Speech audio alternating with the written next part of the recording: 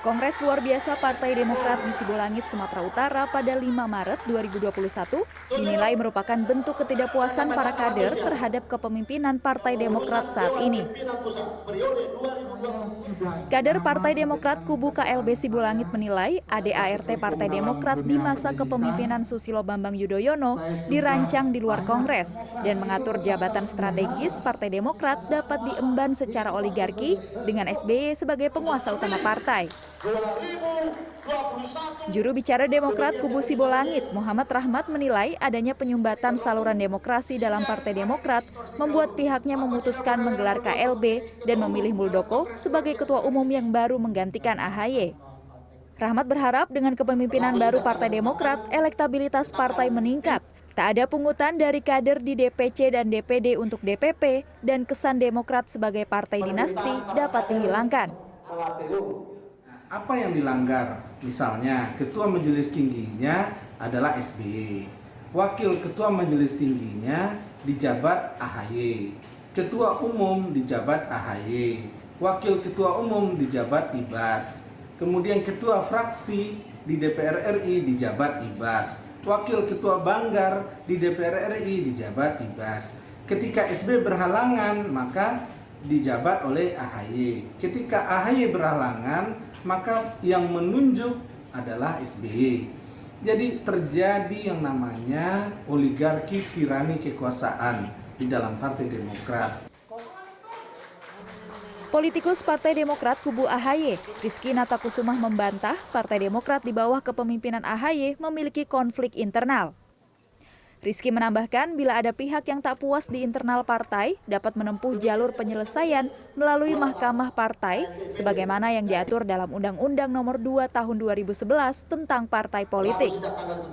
Seakan-akan sekarang mereka ingin membuat kesan di mata masyarakat bahwa Demokrat ada dua kubu.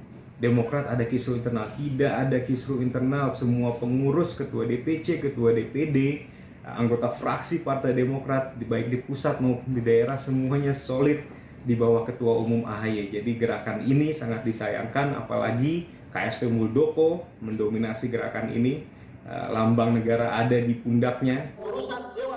Koordinator Tim Pembela Demokrasi Indonesia Petrus Celestinus menilai digelarnya Kongres Luar Biasa Sibolangit menandakan kader internal partai yang tak puas karena adanya penyumbatan saluran demokrasi di Partai Demokrat.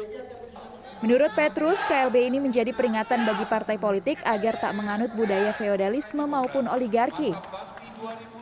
Kongres luar biasa Partai Demokrat di Sibolangit, Sumatera Utara kemarin, meskipun dari segi anggaran dasar dan anggaran rumah tangga serta undang-undang partai politik itu menyalahi aturan, tetapi itu merupakan suatu langkah yang mau tidak mau, ya, suatu terobosan yang hanya ingin disampaikan kepada publik bahwa ini loh partai kami. Apa yang terjadi di Demokrat selama ini, ya, yang tidak muncul keluar, itulah seperti ini. Saluran demokrasi yang harusnya menjamin hak setiap anggota secara terbuka, ya, dijamin hak-haknya itu tertutup semua. Mengapa dia tertutup? Karena ketua Dewan Pembina, ya, ketua Majelis Tinggi itu adalah bapaknya, ketua umum partai adalah anaknya, ya, bidang-bidang lain mungkin adiknya atau ponakan atau sepupu, semua ditempatkan pada posisi-posisi strategis sehingga walaupun di bagian hilirnya itu dibuka, tapi begitu masuk ke hulunya tertutup. Adapun secara undang-undang tentang partai politik mengatur apapun perselisihan partai seharusnya diselesaikan melalui saluran Mahkamah Partai terlebih dahulu.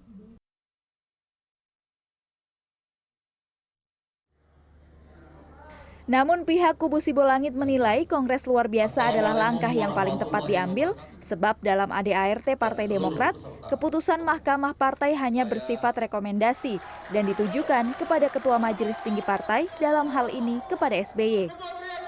Tika Beremau, Jakarta.